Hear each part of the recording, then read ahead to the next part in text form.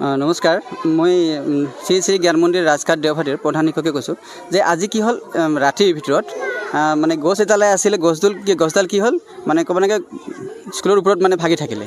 অলপ ধুমুহা আহিছিলে চাগে, বৰষুণো আছিলে, বৰষুণো আছিলে। তো এই স্কুলখন আমাৰ মানে কি হয় ট'টেলি ফ্ৰী হয়।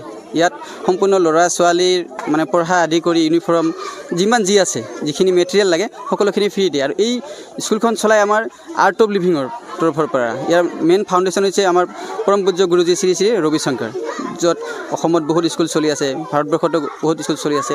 এই স্কুলখন ট'টেলি মানে ফ্ৰী হয়। তো আমাৰ স্কুল দুৰ্ভাগ্যবশতঃ আমাৰ মানে স্কুলখন চলি থকাৰ সময়ত এতিয়া আমাৰ সন্মুখত এক পৰীক্ষা আহি আছে। তো এতিয়া আমাৰ কি হ'ল দুটা ক্লাছৰুম গছটো ভাঙি ডেমেজ হৈ থাকিলে ট'টেলি।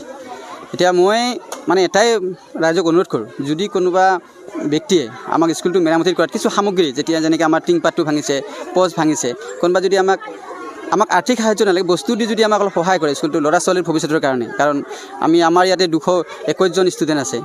তো এই ল'ৰা ছোৱালীৰ ভৱিষ্যতৰ কাৰণে যদি কোনোবাই আমাক সহায় কৰে তো আমি নথৈ উপকৃত হ'ম।